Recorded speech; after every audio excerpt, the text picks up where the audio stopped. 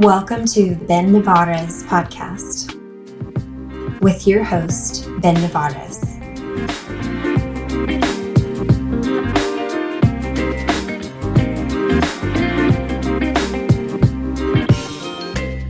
Howdy.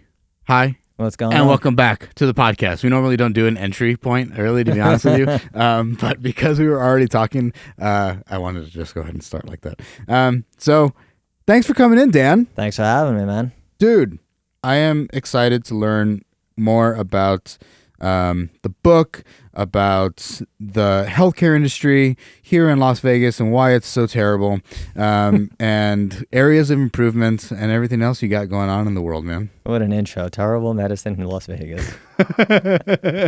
I've just heard such bad things consistently. So, and I don't understand really why, or like why this area in particular, the Valley, is known to be not the best in the healthcare industry. Man, I wish I had the answer to that question. I guess I'm a little, maybe not biased, but a different viewpoint coming from North New Jersey. So it's a very different culture compared to what Las Vegas is used to. And I don't know, man. I just think it's the type of vibes. Northeast is fast, aggressive, and I think people are always moving, sometimes too fast, but they're always looking to get to the next thing. And I think that translates into the medicine, which is, I don't have time to be sick, so let's get me healthy. And Vegas is definitely a little more West Coast, a little more laid back, and I think that's part of it. Is just the mentality has always been just, we have time, we're good, and it kind of lulls you into a false sense of security, and there's not a lot of urgency because of that. And it's interesting because I look at healthcare as an opportunity to provide strong, not just patient care, but customer service. And being that Vegas is obviously very customer service oriented, I would tend to think that would trickle down to medicine, but the mentality is just very different. So the expectations that people have also go a long way. And just, again, coming from the Northeast, expectation is we're going to do absolutely everything. We're going to do it really fast, and we're going to get answers. And so I think a lot of it is just the people, and to change anything, whether, especially as it relates to just the culture of a city and the culture of a whole field like healthcare, has to come from the people that are actually sick. And what I mean by that is you got to demand better. And over time, yes, you have to get practitioners that come in who understand that mentality and who don't just accept the way it's always been. Say we just have always taken our time and we just go very methodically and slow. And that's not the way it is. And, being newer to Vegas over the last 2.5 years, it's interesting to talk to people who live here, who have the viewpoint of it is terrible. It's always been terrible. And if I need anything really, something really worked up, I have to go to Los Angeles, or I have to just go to California, which is just crazy to think that and to actually hear that from people who are here. But yeah, I just think it's expectation to people who are actually here and are living. And ideally, as much as we're getting a lot of people from California moving in, I tend to think maybe the perspective will change, and you bring some of that Los Angeles kind of mentality towards healthcare to Vegas. That should change over time, ideally. Is this going to be congruent or synonymous with all different types of healthcare? So like a hospital versus internal med versus PT versus chiros, are those issues, if you will, like the lack of customer service or care, which, for good point, like this is a town that thrives off of customer service. Yes. So like, that's wild to me. But even at these smaller shops that are physical therapy or all these other different types of medicine, is that still the same thing, or is it happening less in these smaller areas and maybe more at like the hospital or whatever it may be? I think it's more global. It's just you still see a lot of clinics that have maybe weeks of a waiting list, just to get seen. Sometimes it's not their fault. They just maybe don't have enough providers to treat patients. But then other clinics and other healthcare systems, there's just, I get it, man. It's tough, right? Some of them are short-handed, and it's just you can only service so many people and provide good care. But I think a lot of it is just the mentality has to drastically change, and never thought I would look to casinos for how to improve medicine, but you know, you got to go above and beyond for people. And I think just overall within the healthcare space outside of just Las Vegas and Henderson is the mentality that there is a place to over deliver on care. And some people have gotten away from that, and it's just sometimes it's a numbers game that you just got to get through people. But you know, the best way I look at it is it's going to McDonald's versus going to that expensive burger place. It's going to be a very different experience. And if you're at McDonald's, you just turn it through it. And that's the way a lot of these clinics are. It's just volume, and they got to get through it. They got to survive, and I totally understand that. There's still a better way to do it, just in terms of creating simple systems and operations that could actually help people, you know, with their issues of having too many patients that I don't know, they haven't done it. I guess I don't know what a system would look like inside of a clinic that will allow it to function more efficiently. What is something that somebody could do to allow their practice to function better? Yeah, I mean, how many people still go to a doctor and they have to fill out paperwork? Right? It's like little stuff like that. It's just, why am I filling out paperwork in the office? It's almost 2025. As opposed to sending me the paperwork even through an email to expedite the process. Having patient portals, just using technology to your advantage. And that's one of the things that still blows me away. Appointment reminders, you know, and then outside of creating systems, it's just what are you doing to actually improve the experience for the person? You know, if you ask most people, what's the worst part of going to the doctor? It's usually not the doctor. It's the front desk. Like I love my doctor, but I hate the front desk because they're miserable. Right? And I've heard that so many times though. And it's just, that's a mirror into the, you know, to the clinic and to the culture. So it's being able to create systems in terms of just how to protect your brand by knowing how to interact with people. And little things like follow-ups, you know, calling a patient the next day after the appointment to see if they have questions. I've probably count on one hand how many doctors I've seen actually do that. And that's for people that even had surgery. You know, usually it's maybe a nurse, but how impactful would it be if your doctor called you? I know one doctor that does that, and the patient's always blown away. Like, the doctor actually called me. That's why they keep going back. So it's really, it's little stuff. But again, even just using technology, appointment reminders, and giving people the opportunity to just make their life easier. I think that's the way all of us want, is just to make things simple instead of complex. In the preventative space, so I'm in preventative healthcare, it is almost a mandatory, like every single time I meet with a client for the first time, I'm sending a text the following morning, giving a call, something, just to like, hey, how are we feeling? Like, we worked out for the first time in X amount of months or years sometimes. How is your body handling this? And almost always it is a, hey, thank you so much for checking in.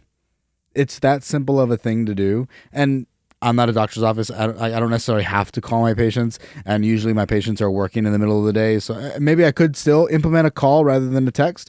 That'd probably be a little bit more personable. But I tend to lean toward the text. But it's just, hey, how are you doing? It's so simple. Yeah. It doesn't take a lot. Earth shattering, I know, right? Like actually following up with somebody to see how they're feeling. I mean, I had an experience like maybe 4 or 5 months ago.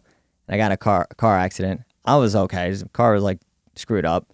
But I'd been seeing a doctor at that point for an issue. I got my car back. I got a call from the mechanic.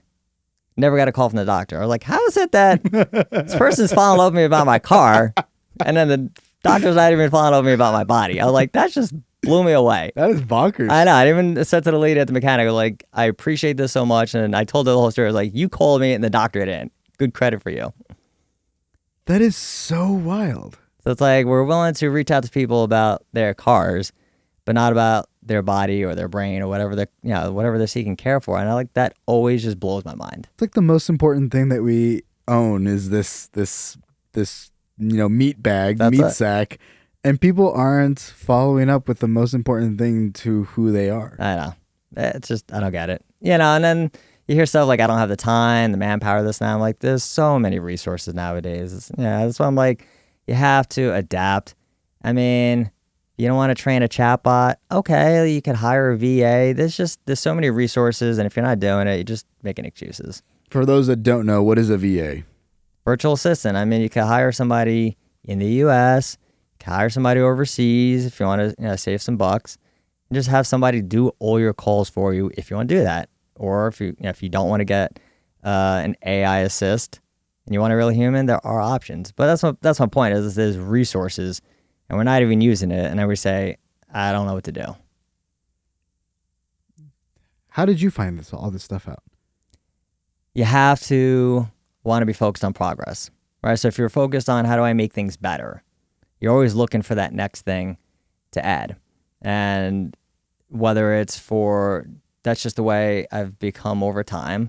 But if you're looking to improve a business, and that's really what healthcare is at the end of the day, it's still a business. If you're not making money, if you're a for-profit company, then you're not staying open.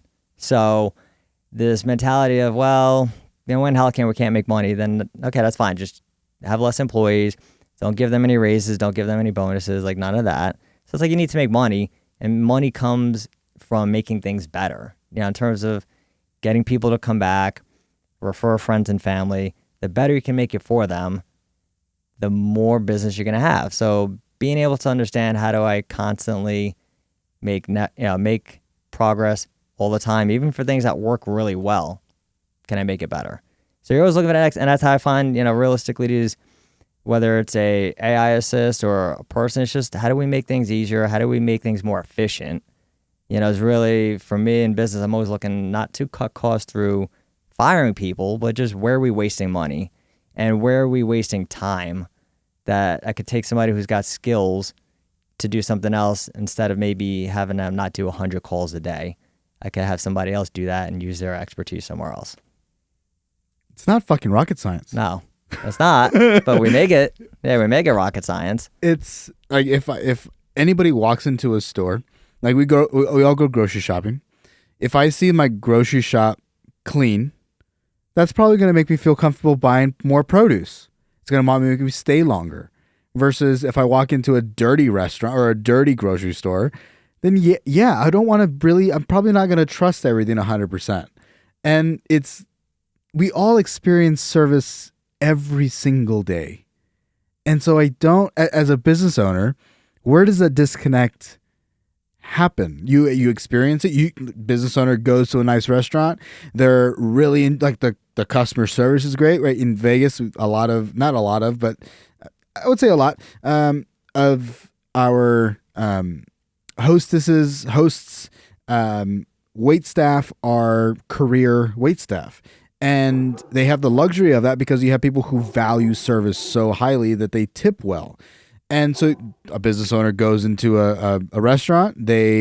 This individual is like, can I get you water? Do you want ice or no ice? Sparkling, not sparkling? Like all these options are all present. And then behind the scenes, the company's made it possible for that individual to easily select in an efficient flow behind, so that this person's walking out, this person's getting drinks. And so it's all designed on the back end. It makes it a lot more efficient for you to actually get your beverage and then get it in a clean cup and the whole thing.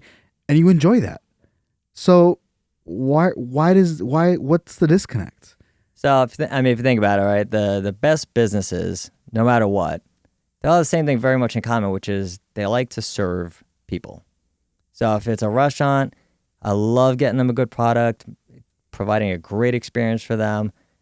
Selling shoes, same thing, right? So it really comes down to what's the mentality of the person who owns the business. So are you doing it to serve others, or are you doing it to serve yourself, right? So it really comes down to, I like saying that I run a business because it just makes me feel good about myself. But then you're not creating everything you just described. Those are systems, right? It's like you're going this way, you're going that way. To ask, how many types of water do you want? Do you want lemon? It's like, all right, I didn't think there was that many availability for water, so many options, but you teach them all that. That's a system. And you do that because that's what's going to create a very consistent high-level product or high-level service. Versus, if you're running a restaurant, you wouldn't expect to go there twice and have two different drastically different experiences. So it really comes down to what's the mentality of the person who owns or runs the business. And who they're actually serving. And then honestly, it just comes down to, do you have the capabilities to recognize what you don't know? Because a lot of people want to open a business and then they just launch right into it.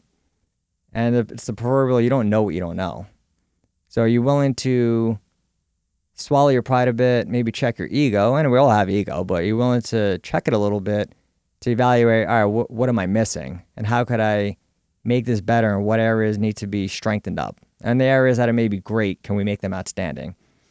Versus the person who's just, everything's great. And that's just them making themselves feel better about who they really are. That's why I look at even something like healthcare, where we have a lot of doctors who are running medical practices. And I love you doctors, but you're the worst. Because there's a very different type of brain that a doctor has. It's a very analytical kind of personality. And it usually doesn't make good for business. But there's that ego of like, I'm a great doctor, so I got to be a great business person. Being great at one thing doesn't mean you're not going to be terrible at something else. It doesn't translate to everything. I'm pretty athletic, but it doesn't mean I know how to put together a software program, because I'm terrible at computers. It just doesn't make sense. I can learn anything. I can do it. No, Yeah, it's fine. like, that's exactly it. So I think that's really part of what it comes down to. It's just that pride aspect that we all have as human beings, and really knowing who you're actually serving. And if you're really out for yourself, then you're never going to put those systems together. You're never going to really work on developing it or building it. I think that your analogy is a good one, because I found myself in that position when I started doing the podcast, where I was like, all right, well, I have to learn all the product knowledge of what goes into this thing. And at the time, I was getting my master's in exercise phys, and I felt so disgustingly overwhelmed with how much actually goes into it. And I was like, this is actually a lot. And I realized, like, yes, I've had success in being an athlete. And so my thought was, I believe that I can learn anything, but that doesn't mean that I have to or that I should. If anything, at that time, at the very beginning of the business, unfortunately, the reality is that I have to. Yeah. I don't have another option. But as time goes on, it's like, well, I can hire an audio engineer who can do this a hell of a lot better than me. Could I finagle it and maybe get good in 5 to 10 years? Probably. Yeah. But I have somebody who's been doing it for 15 years that's right in front of me. Why am I going to spend so much time learning something when I can be learning how to do something else, or actually working on the business part of it? Could I do it? Yes. Is it a waste of time? Also, yes. Yeah, 100%. And that really comes down to, what are your goals, with the business, which I find that just some people don't have any. Like, they don't have anything very specific. It's just, well, I want to make enough money to retire when I'm 45, or, okay, well, how much do you need? You start setting us very specific goals, and all of a sudden you're like, oh, I'm not going to be able to get there if I'm trying to do everything myself. Because to your point, you're like, you will get there, but do you want to get there in 10 years? Or would you rather get there in 5 with the support of somebody else? There's a quote. You'll go faster alone but further together, and I don't necessarily subscribe to that. I think you go faster together and you go further together. I don't like you can do things alone, and maybe I don't know that you could do it faster. Maybe. I'm trying to think about in a scenario that would work. I'm sure that it exists, but well, I think it comes down to that if you're by yourself, you don't obviously have to have other discussions with other people, right? Like when you're deciding on things, there's no, well, let's explore my side of it. There is no other side of it because it's just you, right? So it does create the capability to potentially move faster just from decision making, and just going whatever path you want to make. Okay, I screwed up. Let me go back. Let me try something different. Whereas if you're working with other people, now obviously you're responsible for potentially their livelihood. So now you're maybe a little bit more judicious with what kind of decisions you make. But to your point, it's all right. How many times will you fail by yourself? Versus if the best people all have a team. So I think from what you just described, it's also a matter of, do you have the right team? The wrong team will slow you down for sure. So you got to pick your people wisely. And that's where I feel some people make that mistake, is just, well, I hired my cousin. I don't understand what went wrong.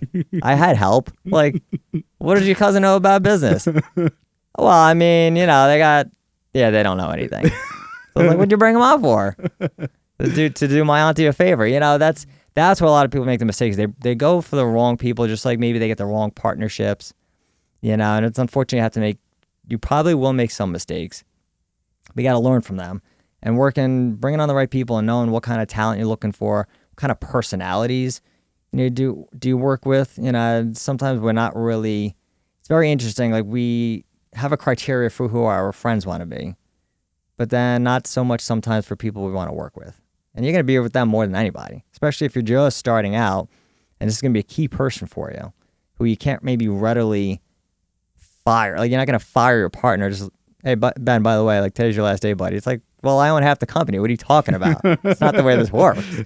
You know, so we don't tend to think about that. We just jump right into it. And then people get turned off and they're like, oh, I'm never doing that again. Let me just do everything myself. And you see that even just in, you know, fields, even like healthcare, where it's like, well, we have 50 employees. I'm not doing this by myself. Yeah, but you don't have anybody else kind of as your number two. So everything is still coming down to what you say. And they can still move a lot faster. And that's what some people equate speed with efficiency. Sometimes speed leads to just a lot of mistakes.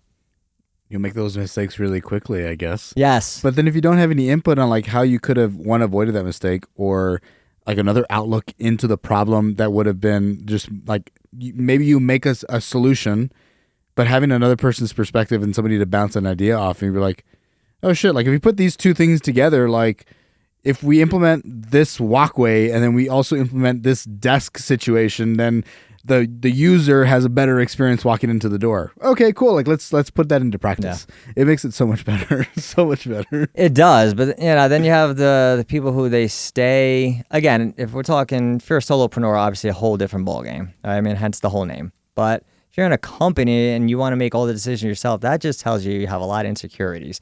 If you don't do well with somebody else giving you some feedback or telling you that things could be improved. Because then in that scenario, you're going to make the mistakes, but then you're going to always find a reason to blame somebody else or blame a situation. It's the economy, it's inflation, it's a pandemic, it's a war. It's always something else, and it's never about you. Versus the person who brings on a support or even just regular employees that they can say, hey, give me some feedback. What could we do better? Or what could we do differently? That person is going to operate drastically different, and the business is going to work very different as well. Where for giving power, there's an exchange of power that I think is necessary in order to be a good leader. And I think that I always demonized power. Just if absolute power corrupts absolutely. And so I was always moderately afraid of attaining any sort of power. And then I realized that, oh, well, I guess I am technically in a position of power, like with a client. Like I'm telling somebody what to do. But I can also be in that moment and say, this person no longer wants to do this specific movement. They don't feel comfortable. They don't feel confident. Okay, cool. Like I have to use my expertise to say, well, I can accomplish the same goal. We're just using a slightly different movement that might make this person feel more comfortable.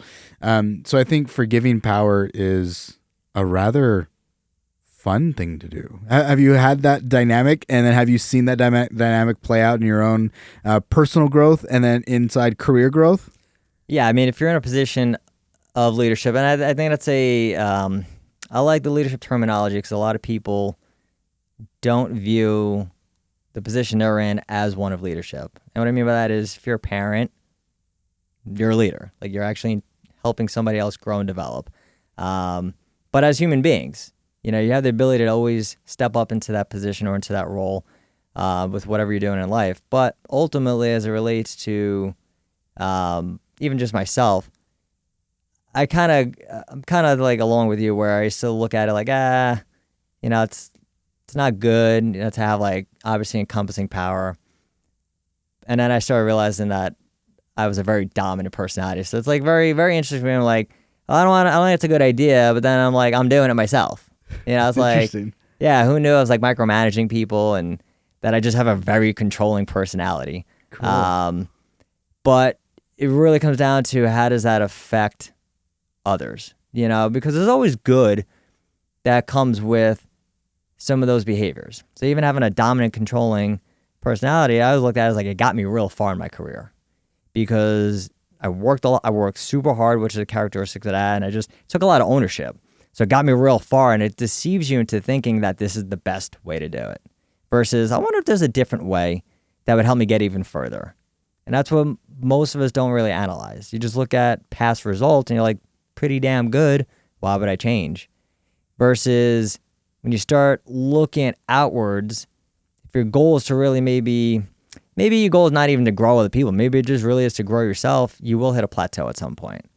And that's how you realize, or you should realize, that something needs to change. And when you're really focused on yourself, like I used to, we're all younger, we're all looking for our own praise and significance to be able to say, I did something with my life. You have that mentality, you will get very far, but then you will hit a sticking point. And at some point, it's just knowing, if you want to call it power, or you just want to call it control. And like that scenario you described with your client, some people would say, nope, we're doing it this way. Right? Like this is my program, this is what we're doing.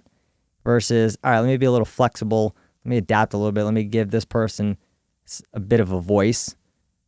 And what kind of win will that get me? A lot bigger than the person's like, no, this is the way we do it, and this is the only way we do it. So it's being able to give some people some of what you have per se, but it's just recognizing it's not called for at all points. I guess the proverbial win the war and not worry about every single battle. At what point was your plateau, right? Because you had a lot of success. I don't think we talked about that yet. So if you don't mind, what has been your experience working in healthcare so far? And then we'll get to the point of plateauing. Yeah. And when you realize that. So for me, it was great. And it was been in a model that was always very patient focused. And the benefit for me was having my mentor, who was also our CEO, was not in healthcare at all. His background was Wall Street. Very different mentality. And I know as you hear Wall Street, you tend to think, all right, so it was all about money. But he actually brought the customer service angle. Because he liked going to some high-end places. He liked going to the Four Seasons. And he's like, that's what we're bringing here. And I was like, that makes a lot of sense. He's like, it's all about the customer service, which I didn't get at the beginning. And then I started to actually practice like, dude, this makes so much sense. This is the best way to do it. So for me, the experience has always been good.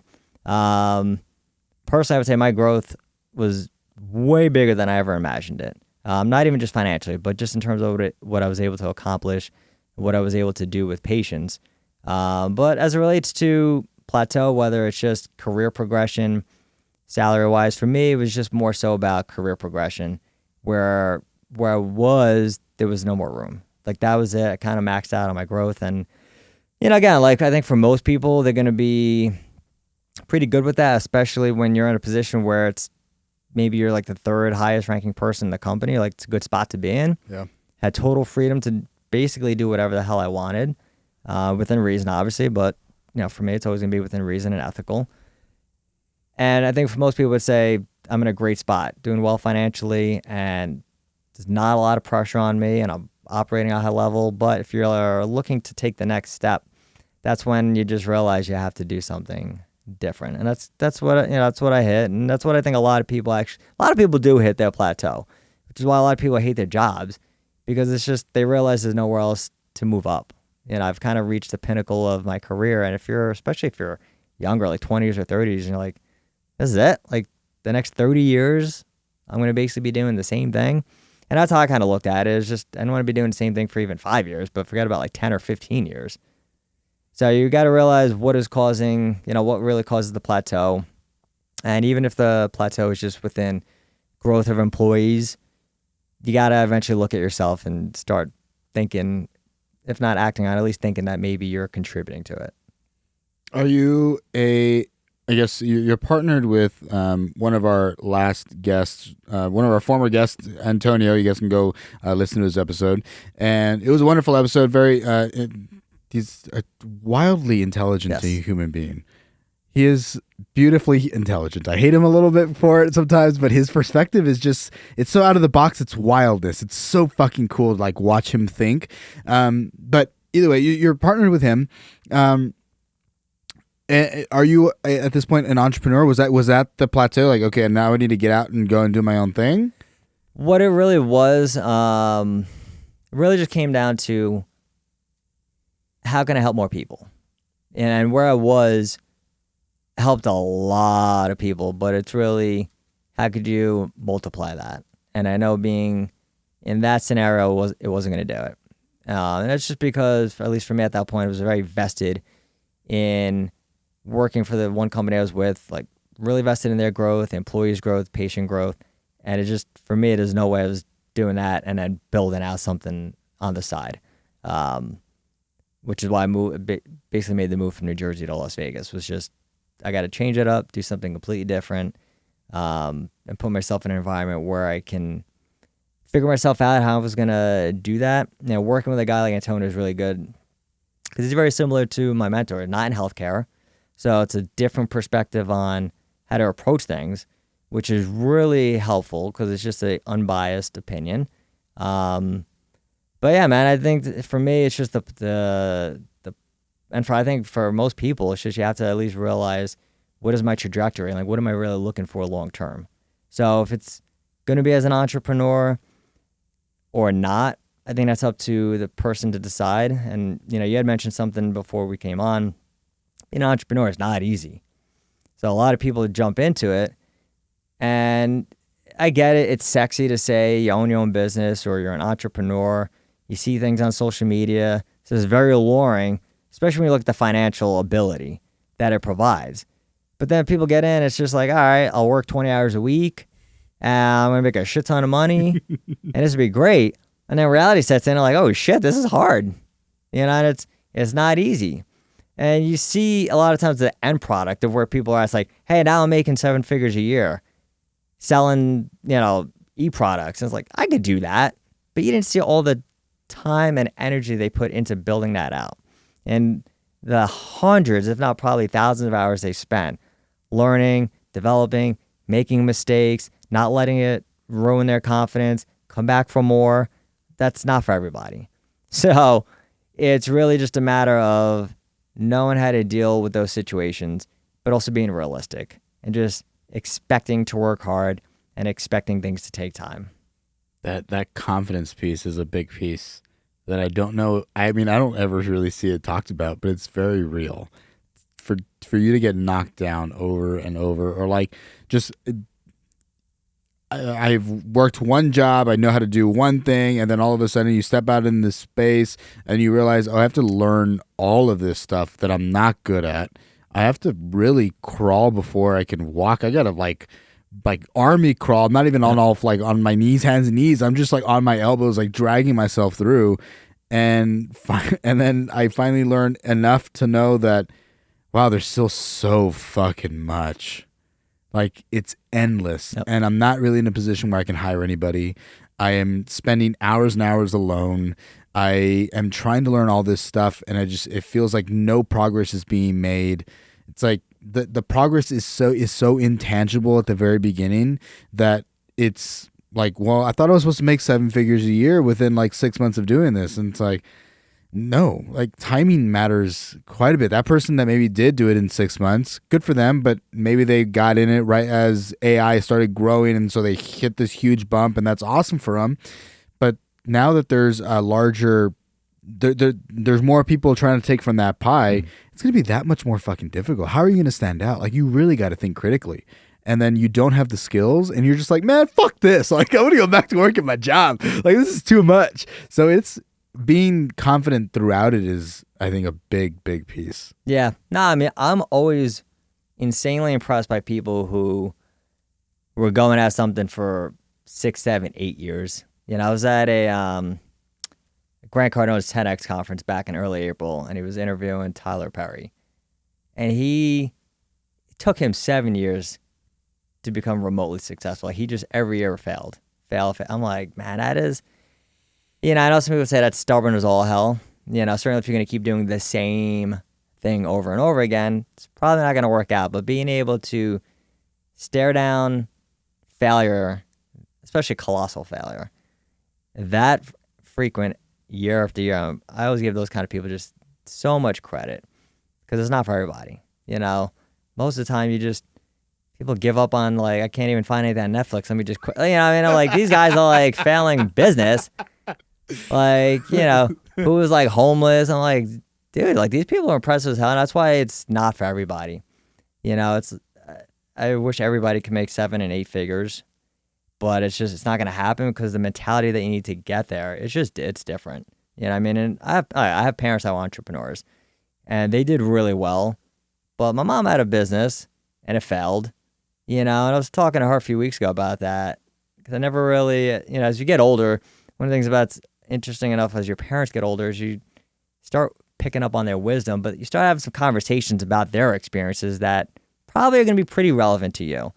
And speaking to her, like, what was that like? And having her actually have to articulate that I felt like the biggest failure ever and had to pick myself back up and go back into starting another business. And it's just a lot of people would just fail and say, well, I guess this wasn't for me, you know, as opposed to saying, all right, what could I do differently? What can I learn from this? How do I approach this a little bit, you know, a different scenario that instead of making the same mistakes over and over again, because, you know, nowadays too, especially failure is almost like a badge of honor. Like people walk around saying, hey, I failed like 10 times. Like, okay, like, I'm not saying don't be proud of that, but are you doing things differently? Or, I mean, we all know Thomas Edison failed like thousands of times, but eventually the guy discovered like, you know, a light bulb, had to put that together. It's like, if you're going to do the same thing over and over again, it's like, don't wear it like a badge of honor. Figure out how to get better from it. You know, and that's what you see a lot in our entrepreneur space now is you have to fail to be successful. It's like, you don't have to. You probably will fail, but don't do it intentionally. Life will help you enough to fail. Try to make yourself successful, but more importantly, just failure is only beneficial if you actually learn from it. And that's where a lot of people, I think, just kind of miss that little extra section. I wonder why. Like, I wonder what the disconnect is in that moment of some, like, you see the failure, you kind of, I mean, maybe that's the point. They don't see the failure. Like they maybe they see what the failure looks like, but not what the failure means. And so then they kind of extrapolate and say, you know, well, how does this apply and how do I navigate the next thing?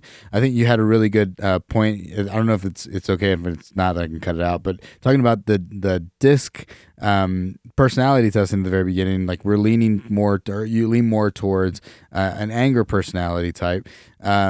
And then getting mad at people for not knowing what your triggers are when you don't even know what your triggers are. It's like, if you don't know the why, then how can you make a change so that not just you are better, but everyone around you understands you, maybe can make your life a little bit easier, but then you can also make their life a little bit easier because they don't want to deal with it either, you know? Like, but so instead of just seeing the anger, it's okay, why? And then how do I make that change? How do I communicate that to somebody? Yeah, I mean, well, part of that too is definitely going back to that confidence angle, you know, where you just end up beating yourself up, right? And you just make yourself feel like a pile of crap. Just like, what an idiot.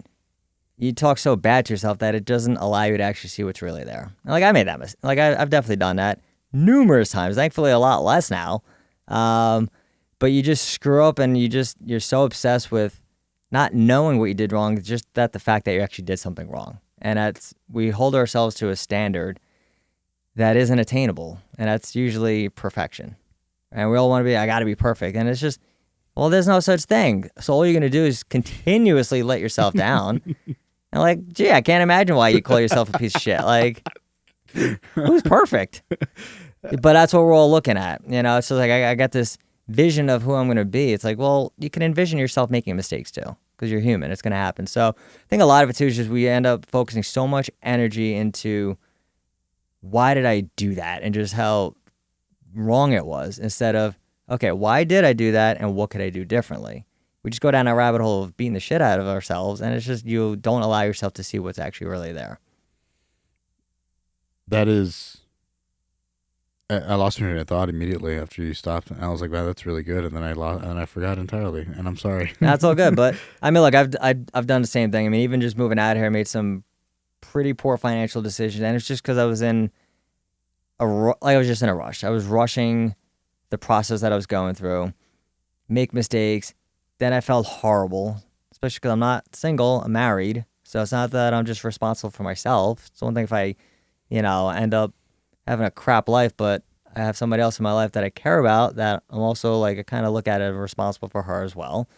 So you rush into it, and then you climb down the hole, and it's just like, okay, I failed again. Then I made another mistake. Instead of just stopping and doing a hard reset, because then it's like gambling, right? You lose money. What do most people do? All right, let me double down, try to make it back. And then they lose again. It's like, ah, shit, it's only $400. I could like get that back. And then before you know, it's like, how you doing, hon? Yeah, I'm down like 10 grand.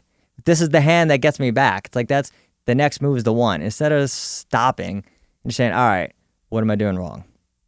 A lot. And giving yourself some time to actually think. And that's what I find that even myself and a lot of other people, we don't allow ourselves time to actually think about what it is that we're doing and how we're executing on it.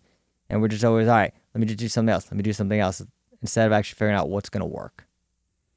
I remember when I first, like, I had this negative self-talk all the time about like being a bad personal trainer. Like I'm so uneducated. I don't provide enough value, like constantly inside of my head telling me these things. And I had someone ask me, it's like, what's your 10? Like, what do you rank yourself at? And what's a 10 to you? And I was like, I don't have a 10. I'm like, that's your problem. You don't have anything that you're looking as a benchmark of success, and so success is just better, and so you're never going to be there because it's always being pushed further and further along. So find somebody or something, a business, a number. If like my goal is I want to make $10 million this year, then that's your 10. And then how do you get from like where are you actually at? Are you really a 2 like you're telling yourself, or maybe you're more like a 5? You're doing pretty good, yeah. And you didn't even realize it. And then now you just go ahead and bring that to now. How do I get to a 10? How do I achieve that? And maybe you get to an 8, but fuck, an 8's pretty damn close to 10. That's pretty good. And now the following year you have that much more to work with. Like it's the little steps for the long game. And then not talking yourself out of madness the entire time. Yeah. But sometimes you have to make it easy too, right? But, yeah, what I mean by that is the person who, hey, a 10 life for me is just, I get up every day and I put my feet on the ground. They're probably going to do pretty well compared to the person like, I need to make $5 million a year. I need to have 8% body fat. It needs to be sunny 340 days out of the year. It's like, you're probably going to suffer and have a shitty life compared to the guys like, if I get up, that's a 10 for me. So sometimes the criteria that we set for ourselves are just so ridiculous, and it's almost like our own personal rules, like our model of the world, like it has to be just this way for me to feel a certain way. It's just, why do you make it so hard then? You know, so even when you're looking at success, because again, right, everybody's definition of what success is. Some people it's purely financial. Then you see a lot of people who are miserable. Like people hate this guy the most. The one who's a billionaire is miserable. It's like, screw you, dude. Like, we're all struggling. You got $1 billion and you're unhappy. Like, come on. Yeah. But it's their rules. It's their standards. It's, well, I haven't done this yet. Or I achieved my goal, but now I don't know what the hell I'm doing next. So that 10 out of 10, like you put it like, well, it's $5 million. Like, okay, you got $5 million, but now what? Are you still at a 10 out of 10? It's like, no, shit. Like, I'm not. So what's the next level for you? I don't really know. And I find that's people don't look at what the progression is. So we have our goals, you attain it, but then what's next? So like for you, you're working with people who want to lose weight or maybe get to a certain body fat percentage. Well, what happens when they get there? So now it's like, well, I plateaued. So what is going to keep me motivated at that point? What's going to keep me pushing to the next level? Which is why a lot of people, right, they gain the weight back. Then, okay, now I got something to work towards. Let's lose all this weight again. So you got somebody who's probably lost 10 pounds in their life, but they've really lost like 100 because they just keep gaining it back. And, you know, that's the way we do it too. It's like we purposely set ourselves back so we have something to shoot for. That is fucking amazing. I think that it, like, as you're saying that, I'm like, man, I use this 10 million goal, I think, as a, like, I don't know, some sort of standard. Like, I think it's where my mind immediately went, which makes me like look inside and say, why did I use that? You know, like, why is that my thing? But there are so many other areas of like, what if it's just maybe it's not even money, right? Like, I think that's the point. Like, I need to get out of that space. It's, man, I was able to post X amount of podcasts more than last year. But that's just, like, I got to meet 2 new friends this year. Like that, what are your values? And then how do you continue to grow into fulfilling those values? I want to be more involved with the community. Maybe we volunteer. And like that, like I volunteer once a month. That's something that's fulfilling for me. It doesn't always need to be financial. And I think that is a very good reminder for me personally. Remembering that there are other areas of success that I can sit in today and enjoy. That I got to meet you. That this podcast is still going. That we're still doing this thing. That there's love in this home. That I have a good dog. Like there's so many things. Yeah.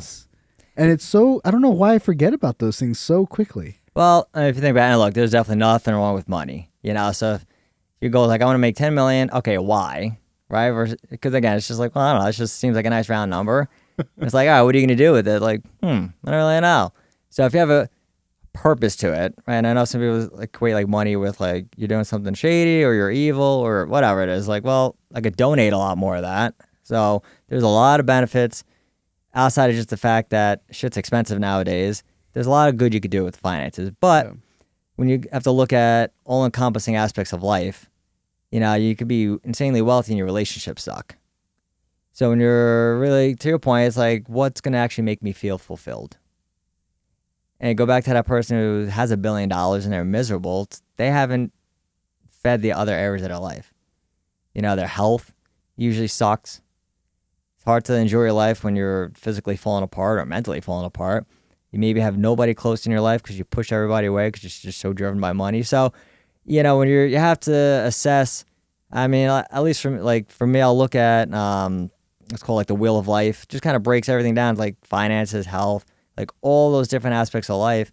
And it's just making sure, am I keying in on those things that are really that important? Because you can lose money, but you can make it back. But you might lose your wife and never get her back. That's the things. Like the things that we usually take for granted are the things that we probably should never lose. What are the things that make you feel grateful for your life? It's the simple stuff. Honestly, it sounds silly, but coming from an area of the country that, like, coming from New Jersey, like, weather, I'm super grateful. Like, I know it sounds silly, but my relationship with my wife, my family relationships that used to be terrible, that I've put a lot of work into getting better. My pets, it's like, honestly, I've really tried to key in on just the things that, again, we take for granted. Like, you take for granted that you have a house. Meanwhile, billions of people do not have electricity or do not have a running water system. So just the little things like that have really made me be more acutely aware of just my surroundings and not really focus on, I'll be happy when I have, the 4,000 square foot house with, I don't want any of this, marble staircase. Like I'm not looking for that. But, some people then I'll be happy and then I'll feel fulfilled and I'm working towards that $10 million to get something else. And it's just, why can't you be happy with where you're at now? Like there's always good in everything that we're doing. So for me, I've gotten a lot better at being grateful for, I don't even want to say the small things, because I feel like what I just described are probably the biggest things, which the relationships that we have. And that was something I never focused on when I was younger. I think I had the classic young male mentality of just dive into work, build myself up, but then you start realizing what you might have pushed aside or sacrificed, and that's the stuff that I've been more focused on being grateful for. Those are good things. Thanks, I appreciate that. Yeah, it's just, like I said, it's very easy, and especially like living in America, some of us are so spoiled. So if you don't go out of the country, you're really missing an opportunity to see how good we have it. And I remember even going to a family in Israel, and I went, oh my God, it's like 9 years ago. And I remember getting ticked off that I needed to flip a switch on for 20 minutes before the water in the shower got hot. And I was all pissed off. I'm like, all right, what are we complaining about here? And then number two, I'm going to make sure I'm really grateful for the fact that I could just turn a faucet at home and get immediate hot water. So it's just sometimes the small things that we always take for granted, those are the things that you could always be grateful for, because there's so many people out there who have it way worse than you. I think it's hearing you say it is a good, healthy reminder that do you ever stray away from that? And then how do you remember, how do you click back in? Right. Cause I think that we always are going to drift away at some point. You get busy, you start kind of doing your thing. How do you bring yourself back into that mentality? So I don't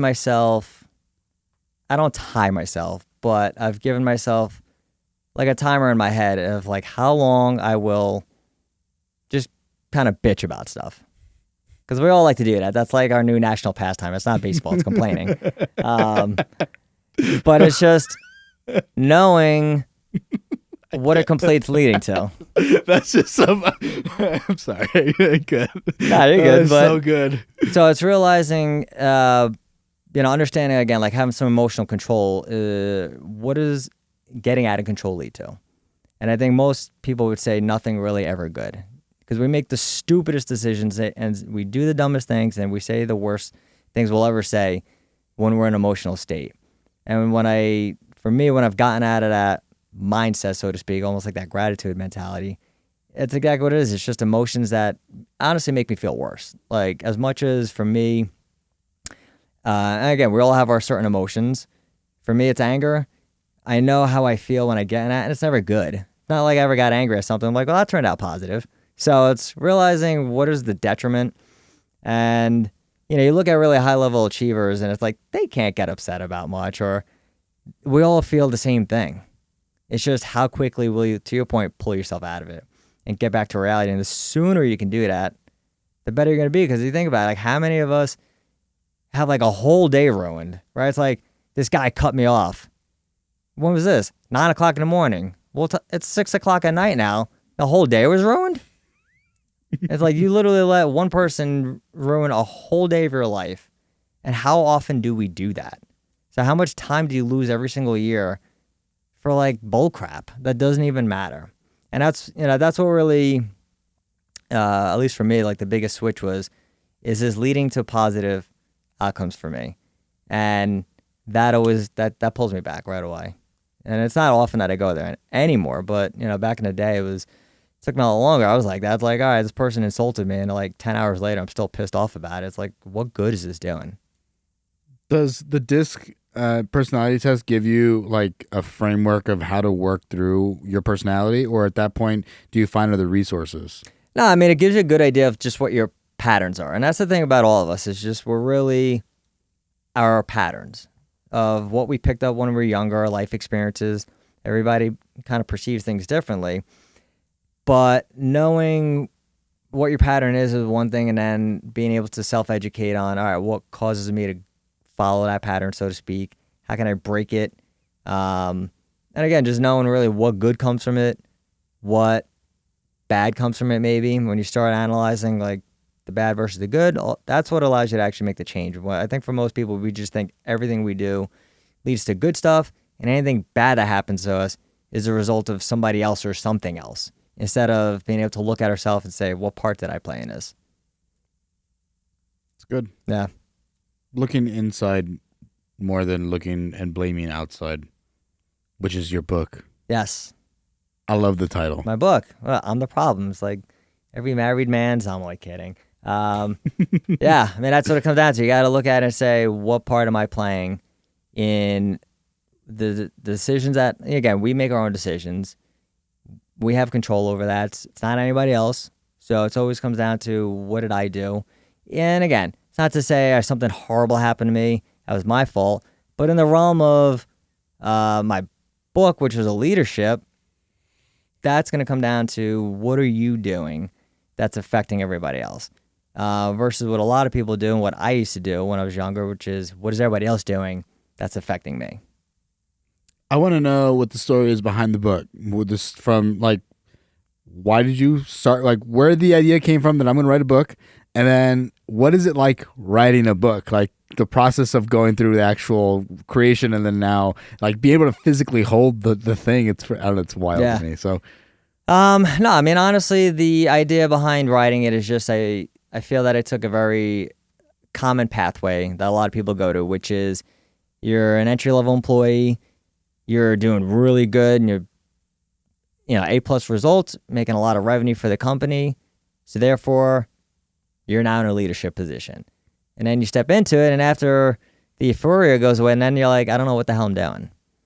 And for some of us, like myself, it just takes you longer to figure that out. Some people know going into it. Some other people who are a little bit stubborn or a little bit egotistical, it might take years. So for me, I was in a ladder group, took years, unfortunately, but we learn as we go. And for my perspective, it was just not seeing the growth from other team members that I would have expected to see based on how much time and effort I was putting into it. And that's why I used to say it's got to be them. But you got to get to a point where you're around a large number of people. It's probably not them. It's probably at some point it's you.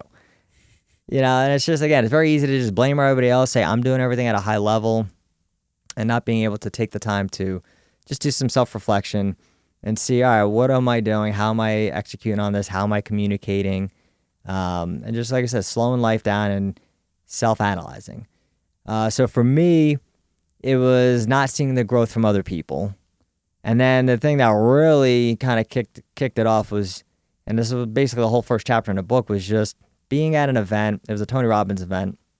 So if you've never been to a Tony Robbins event, it's usually thousands of people and ton of good vibes.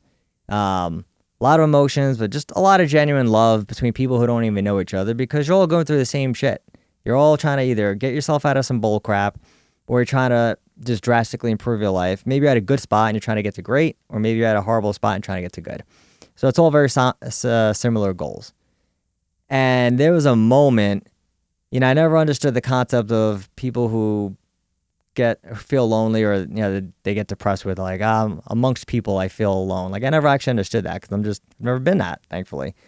And it was a moment among those 5,000 people where I felt like there was just a bubble around me, a bubble of just negativity. Nobody wanted to get close, and I never felt more lonely. And I was like, this is interesting. I feel lonely as hell, and there's 5,000 people jumping, hugging, high-fiving, and I was like, this is not good. Like, this tells me there's something going on with me.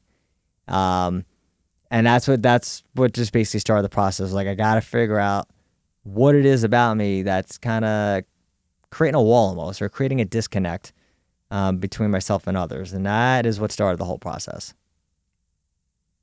What a moment. Yeah. Not a good moment in retrospect, painful as hell in the moment. There's really there are worse things than realizing that the way you've living has been totally wrong, but it's high up on the list of some painful scenarios. I'm putting myself in those shoes, and I would feel so, like, this deep sense of hurt. Like, what have I been doing? Yeah, that's pretty much what I experienced. Oh God, yeah. Dude. It's not fun. That hits me in the feels a lot of it. Like, that's hard. Especially when you realize you've been going years of, again, just blaming everybody else. And then you're like, damn, what the hell have I been doing for the last 5 years or 10 years or, however old you are, maybe 20, 30, 40 years. Like, holy shit, I've been doing this myself. How did it make all these other people feel just because of the thing that I wasn't willing to address? Or didn't he know that I needed to address? And everybody else sees it. Right? So they're like, we knew that. What the hell took you so long to catch up? Fuck. Crazy. Fuck. I've heard such good things about Tony Robbins events, and like how they are very like eye-opening and very spiritual. And he talks about the science. He had these people attached to, I guess, heart rate monitors, I guess. And I'm sure that there was more, and I'm missing more. But he talks about the effects of one of those speaking events and how people will have this like large drip of like or what do they call it? Oh my God. I think he references like dopamine, serotonin, probably somewhere in there, the epinephrines. But these feel-good hormones that are in our brain and how they extend after so significantly. And I thought it was like, wow, like you can surround yourself with a group of good, like an individual speaker that's providing good vibes, if you will, speaking about good positive things that makes an effect, not just for like one or two people, but for like a large body of people. And the fact that they're together, even more significant. And then he did it over Zoom during COVID, and these people, even they had these similar effects that were like, again, it's backed by science, not bullshit. It's like, that is so freaking neat. And I've never met somebody that's actually been to one of their events, and obviously, like it sounds like a spiritual event. Like, it's crazy. Yeah, they're great, but you still have to do the work. Yeah. Because the thing, I had gone to an event prior to that, and it was a little awkward back in the day, like, but you come out of there and it's just life changing. And but then, and to your point, it's like that next month was like on a high, and then you start coming down, and all of a sudden 2 months go by, and you're like, I'm back to where I was. I didn't put the work in. So it's anything else. It's literally like anything else. Like, if you're gonna not put the work, don't expect to change, because those feel good chemicals, they do wear off. And that's why I like get people who they're just into motivation. Like, I need to be motivated every day. I'm like, you're doing the wrong shit in your life if you need to find motivation every single day from somebody else.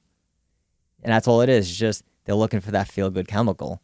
It's like, you got to be able to create that yourself. And that means you got to put the work in. So that's why after the first event, I was like, well, that was a fail. And it wasn't on the event's fault. It's just, I was like, I didn't do the work. So I went back and like, I'm going to put the work in this time and take what I got out of there and actually do something with it, which is what I did. And that was the book. Yeah. It was just basically the next like 4 or 5 years, essentially, just coming clean with going in front of a team of employees and telling them how you've been screwing them over, how you've been doing things the completely wrong way, and how you got to turn it around. But like anything else, you want to see the person actually do the work, right? Because talk is cheap. So it's one thing for somebody to say, I've been doing it wrong, I'm going to change, just like in any relationship, right? Like, I swear, Ben, this will be different this time. It's like, I got to see you do the work before I take you back. Like, can't just say that. And so it took some time. It's hard when you've essentially violated employees' trust for so long. They're not all of a sudden just going to like, okay, like, I know it's going to be better now and I should trust you. They were very guarded, and they wanted to see, are you actually doing the work and are you actually changing? And it takes time. And it's just to your point about, being an entrepreneur, you want it real fast. Like, I wish, all right, next week, I want it to be that amazing leader that everybody's like, I love working for this guy, and it's amazing. It wasn't that quick. That's where I find out a lot of people they don't go through the process because like, dude, this is going to take me a while. It's like, it is, but how many years? It's like being on a diet. It's like, hey, man, I've been working out with you for a month. Why didn't I lose that 40 pounds yet? It's like, you've been eating like shit for 30 years. Like, what do you expect? And you've never worked out a day in your life. But it's like, you want a 6-pack and 30 pounds of weight loss in a month? Like, what? That's just the way people, that's the way we are. Like, we want stuff really fast. And I could appreciate that if you're putting in the work. If your goal is to expedite the process. So instead of taking 10 years, maybe it takes you 3. You still accelerated the process by 7 years. But if your goal was 6 months, then you failed. So is it reasonable, the timeline that you put in place to achieve something? And that's what it was. It was just a continuous process, and not just, hey, I think I'm getting better. It's actually, how do you assess your own improvement when it comes to building a team and trying to change yourself and trying to change the culture and being able to get feedback from employees to see, all right, where do I need to get better at next? Or do you see what I'm trying to do here? So it definitely took some people a good amount of time. But, they see you making the changes and actually putting into place. That's what will start getting people to buy in. Making those smart goals, following through. Like, big on you. I don't think that goes. I don't think I've seen that, and so I think that definitely deserves quite a bit of kudos. Like, I've had bad bosses in the past, and there's never like a recognition of, oh shit, yeah, no, actually, I haven't been my best. Yeah. And sometimes I've said like, hey, I'm sorry as an employee, I didn't follow through on this. Like, unfortunately, expecting that to be offered in return is like, I'm sorry too. And then there wasn't that. And I'm like, yo, well, wait, what? Like, just me? Like, hey, it takes 2, dog. Like, that's not cool. Yep. So I think that like, that's a lot of kudos. And then to follow through with it even more. And like the version of you that's sitting in front of me today sounds vastly different from the version of you 5, 7, 10 years ago, and I think that's like being proud of this version of Dan is, I think, should be like continuously noted within yourself. Yeah, thanks, man. No, I appreciate that. Yeah, it's definitely, again, it's very easy to say I'm going to change, or we can take an important step in acknowledging where we haven't been who we maybe need to be for other people. But then it's completely different to say, now I'm going to completely change that around.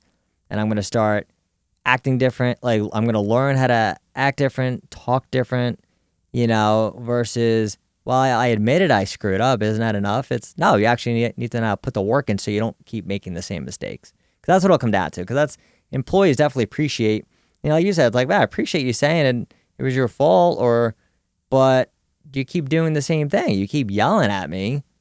So at some point, your apologies mean nothing, and I'll just go someplace where I don't get yelled at.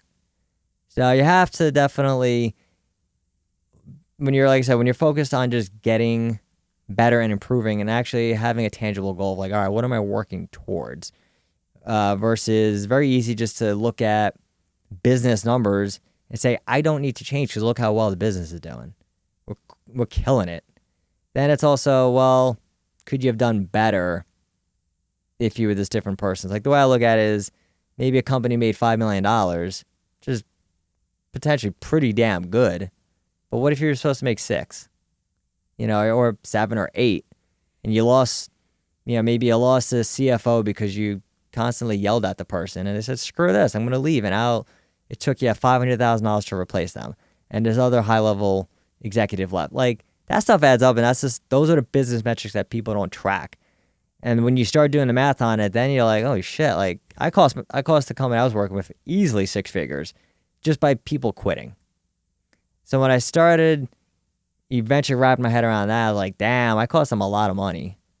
And that's not what I'm here for. I'm here to actually help them make money. The motivation to grow wasn't financially. That kind of came a little bit after. But that's when things really change, is when it can actually put a number behind bad traits of leaders and bosses, managers, owners, whatever you want to call it. That's when it adds up and it's like, oh shit. Like, so even if you're not vested in growing as a person, it's like, do it for your business. Yeah.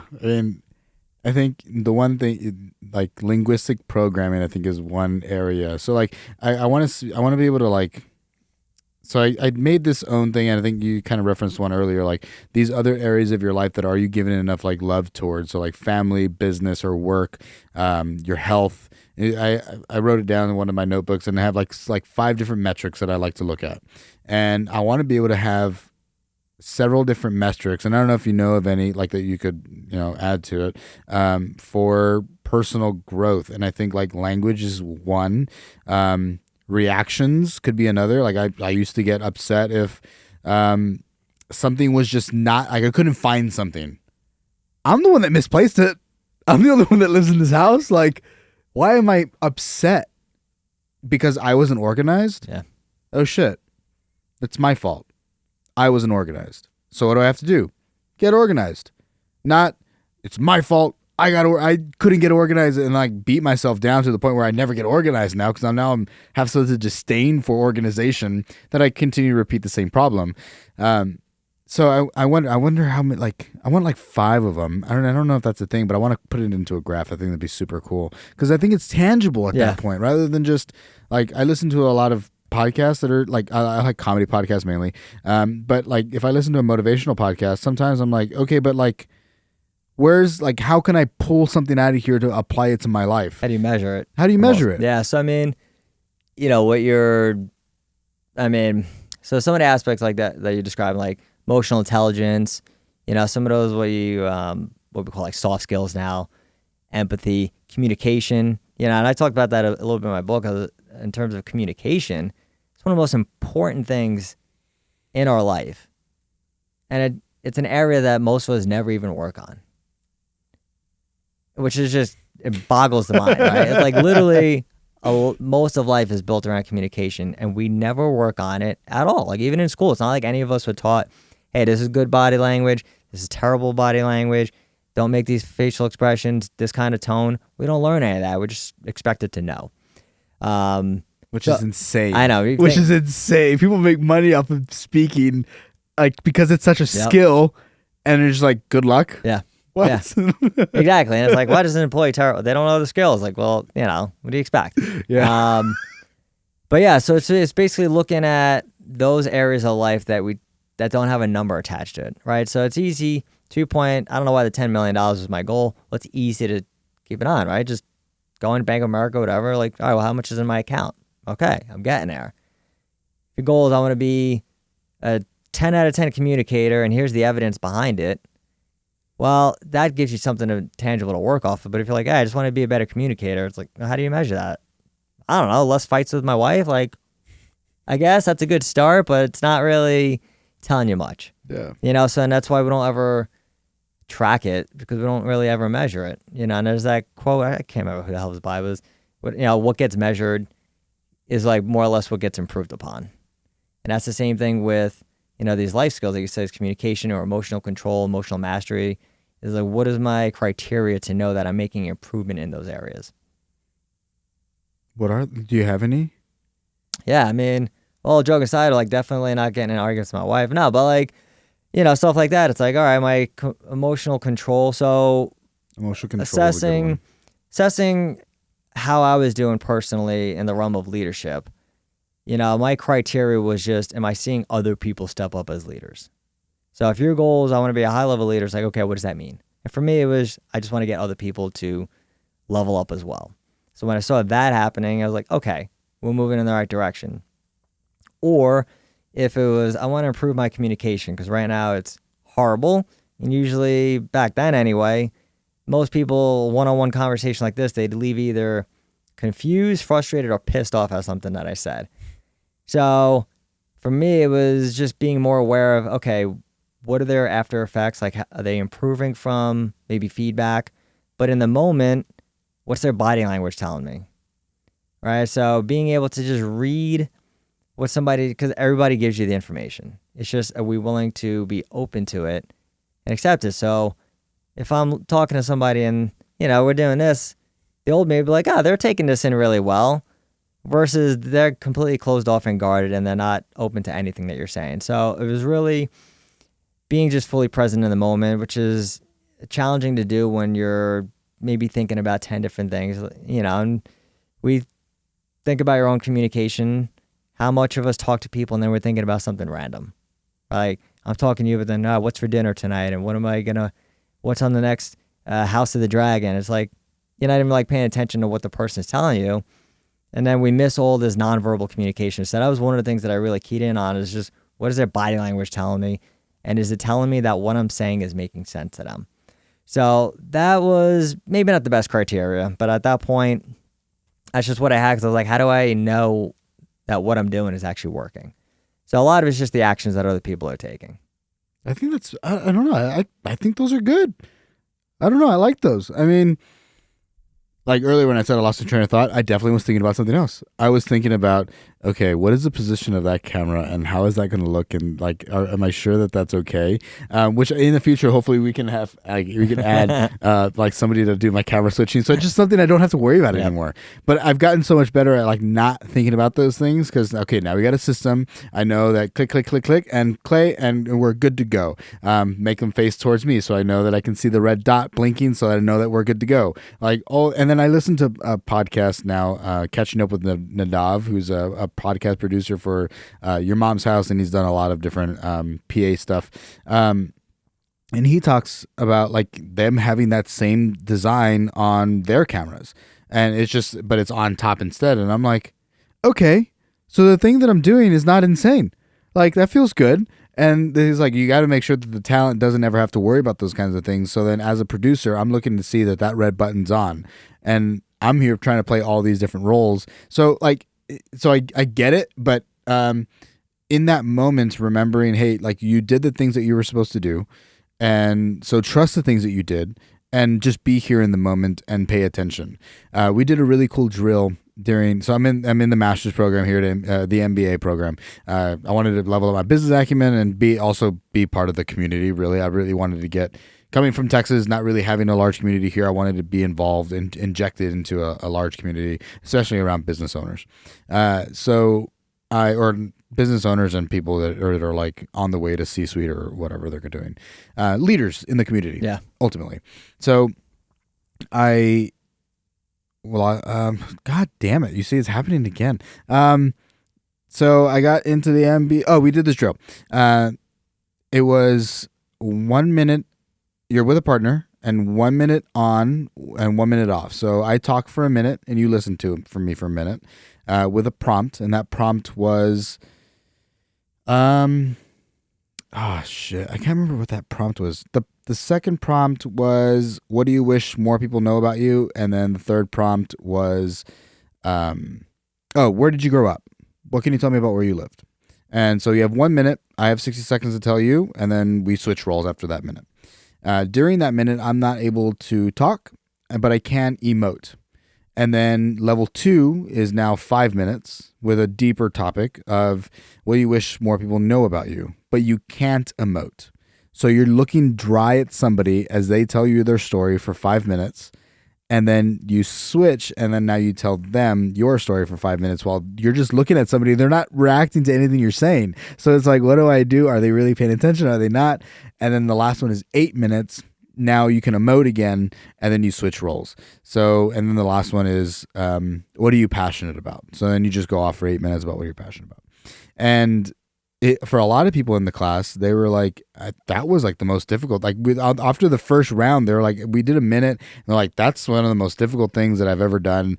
The entire time was like trying to like offer like, yeah, or trying to say something back to them to let them know that I was listening.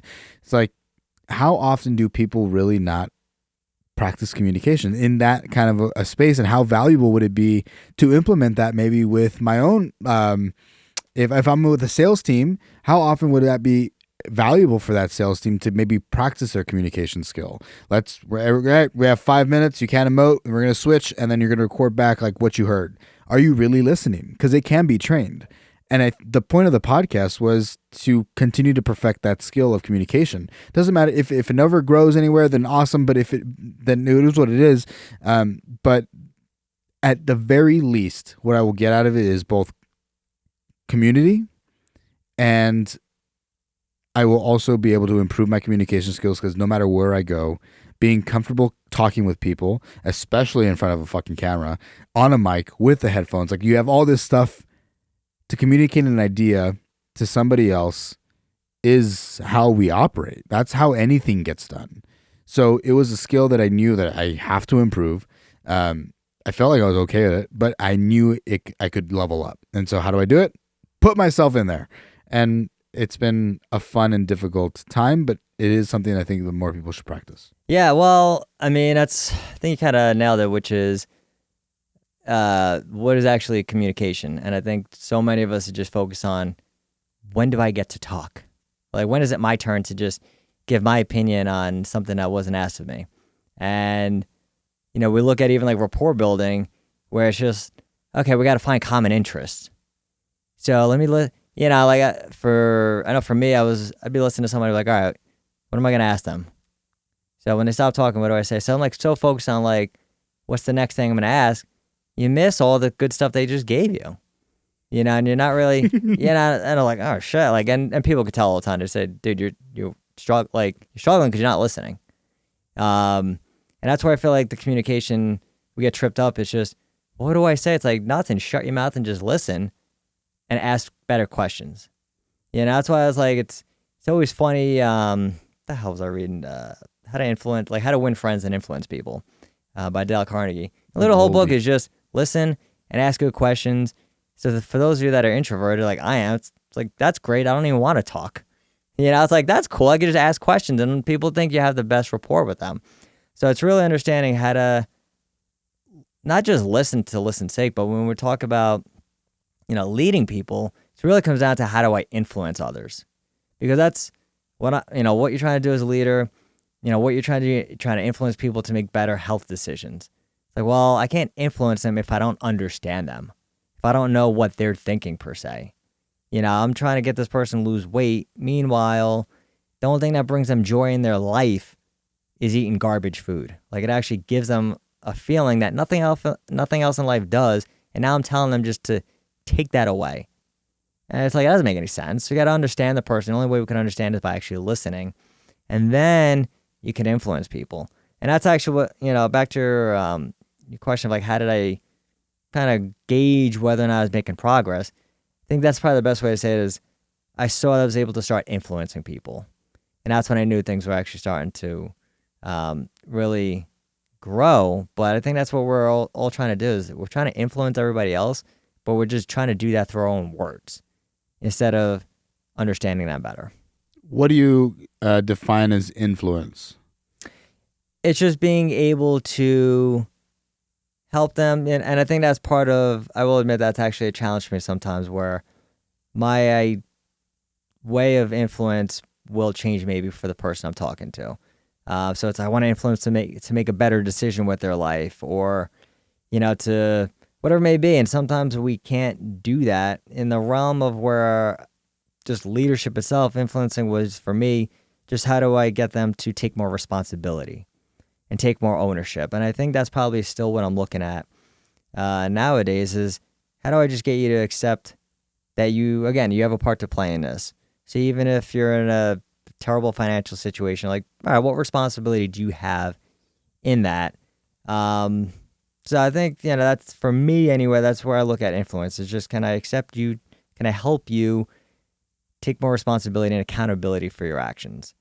Is, because again, it's not the matter of like, I want people to just do what like that sounds very manipulative.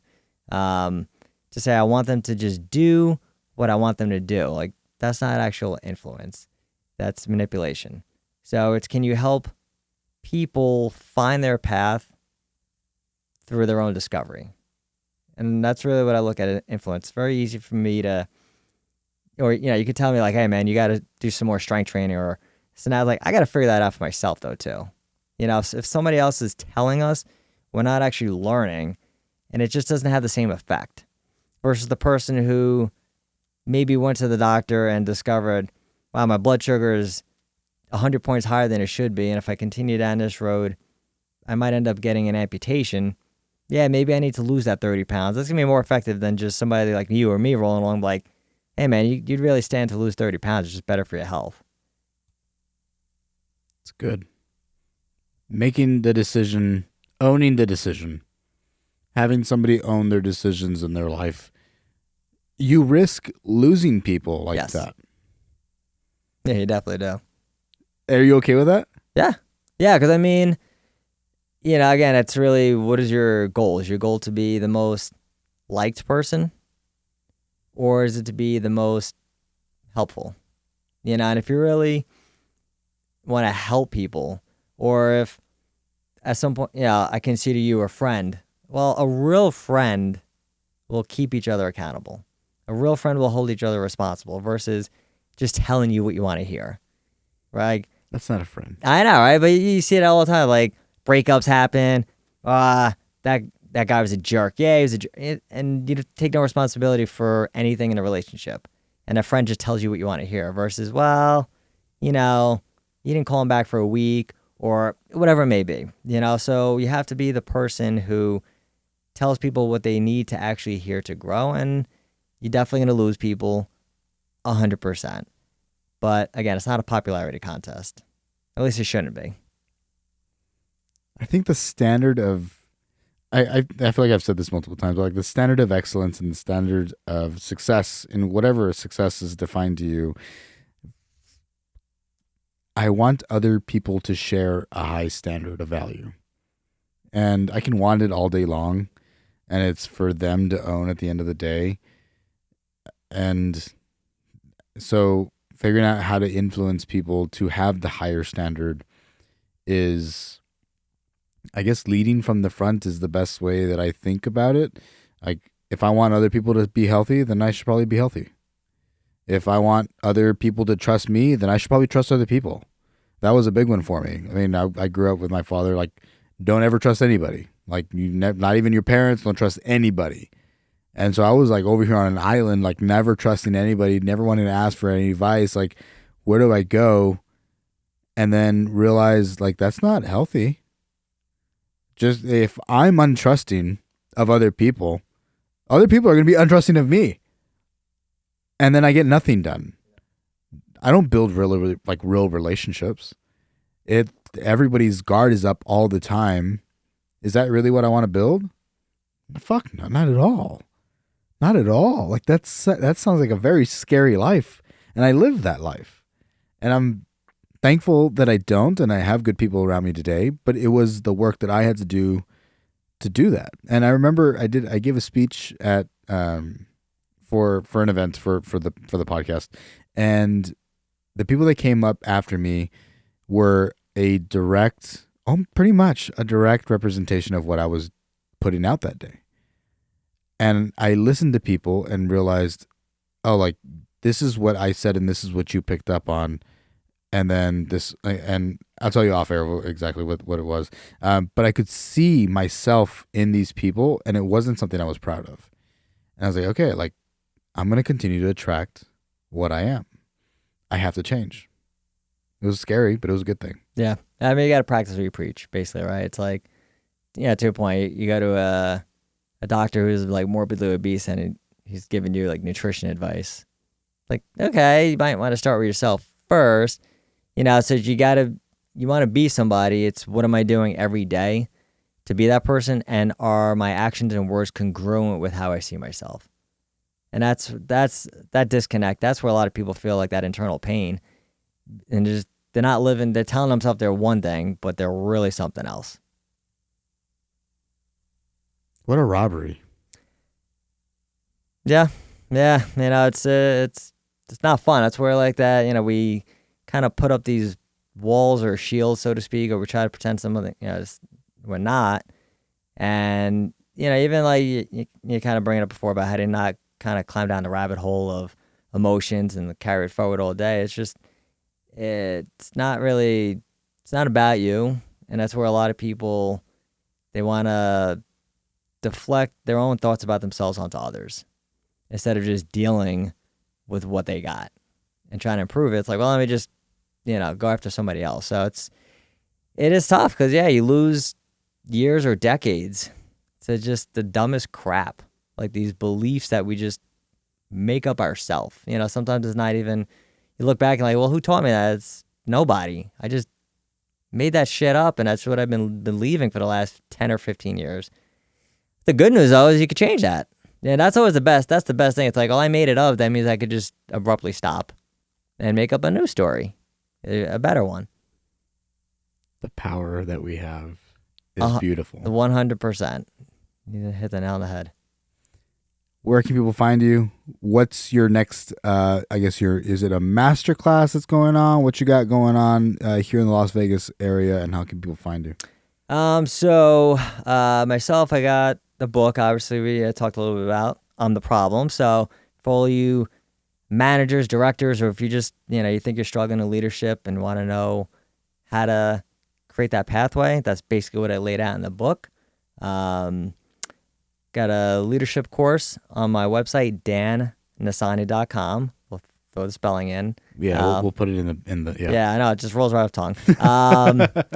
But leadership course, and then in Vegas, my buddy Antonio and myself, we're building out a healthcare consulting company. Sounds very blasé, but we're basically taking all these principles that we talked about: leadership, day-to-day operations, company culture, looking at growth and expansion strategies, and we're taking all that and just bringing that to healthcare. And that's the next thing that I'm excited for, man. Like, I've been in it for the last 15 years. I see how it works. I see the amazing results it gets for business, patients, employees, communities, and that's what we're trying to take to Vegas. I love it. Yeah. I have one more question for you. Yes, sir. It might be a long or not long answer. I'm not sure. Looking this version of Dan. Yep. Looking at Dan from 5-10 years ago, what are some of those valuable things that this Dan has that Dan didn't?